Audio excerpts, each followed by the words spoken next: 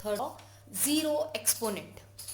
Zero exponent का मतलब क्या हुआ कि इफ अ नंबर, कोई भी एक नंबर है ए और उसकी पावर है ज़ीरो, तब उसका मतलब हो जाएगा 1।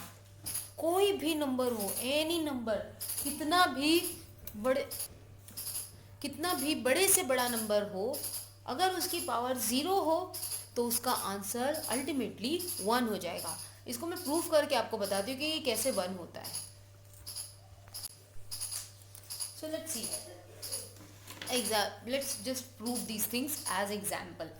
देखो, मान लीजिए 5 है, ठीक है, इसकी पावर है 3, ठीक है, और ये डिवाइड हो रहा है 5 की पावर 3 से।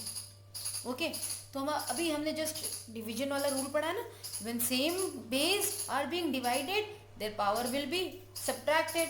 सो 5 ये हो जाएगा 5 एक बार लिखेंगे और उनकी जो पावर होगी वो सब्ट्रैक्ट कर देंगे। सो 5 की पावर 3 माइनस 3, 5 की पावर हो गई क्या 0। अब इसका आंसर क्या आएगा वो हम बताएंगे। हम यहाँ पे तो कह रहे हैं 1, लेकिन वो 1 कैसे आएगा वो हम बताते हैं। देखो, ये 5 रेज़ टू पावर 3 है, अगर मैं इसे ऐसे लिखूंगी चलेगा ना, 5 की पावर 3 अपॉन 5 की पावर 3।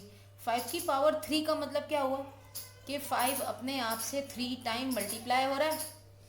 ठीक उसी तरह से नीचे भी 5 अपने आप से 3 टाइम मल्टीप्लाई हो रहा है।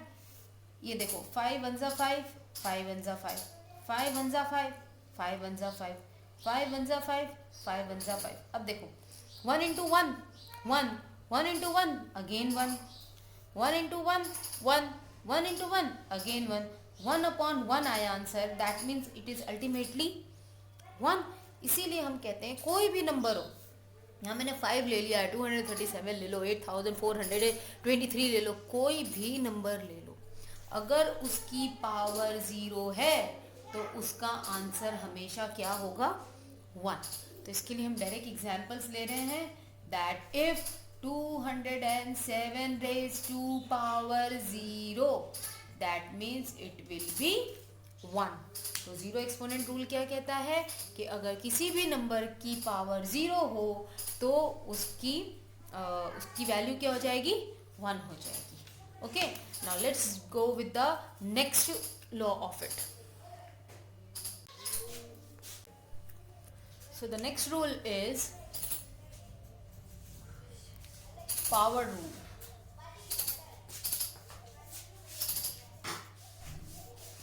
पावर रूल के मतलब क्या हुए, if a number is there, let's say it is m, इसकी पावर है m, a है, उसकी पावर क्या है m, और इस पूरे की power a raise to power m, इस पूरे की पावर एक और दे दी गई है n।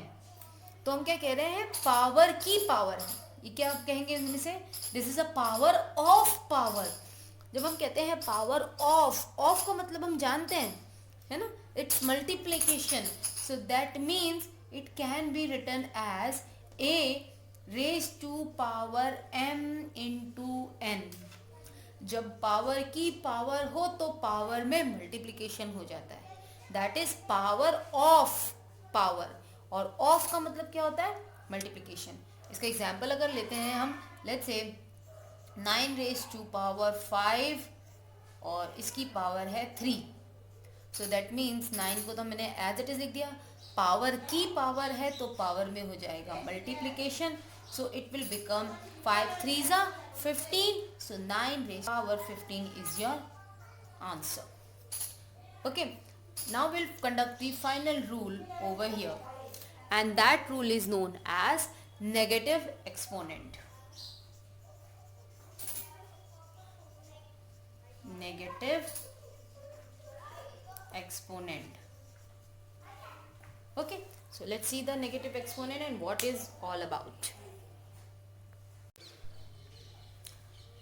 अब नेगेटिव एक्सपोनेंट रूल क्या कहता है कि अगर कोई नंबर है और उसकी पावर नेगेटिव हो, अभी तक हम जहाँ पे भी देखते हैं ना, हम पॉजिटिव पावर्स की बात करें, देखो पॉजिटिव पावर है, पॉजिटिव पावर, इससे पहले भी जब हमने देखा सिर्फ हम पॉजिटिव पावर्स की बात करें, लेकिन क्या हो अगर नेगेटिव पावर हो तो, फॉर एग्जाम्पल अगर a है, ठीक है, उसकी पावर नेगेटिव m है, पावर कैसी हो गई है नेगेटिव m में, जब नेगेटिव पावर को पॉजिटिव पावर करनी हो, नेगेटिव पावर को पॉजिटिव पावर करनी हो, तो जो बेस है ना, बेस का हम कर देते हैं रेसिप्रोकल।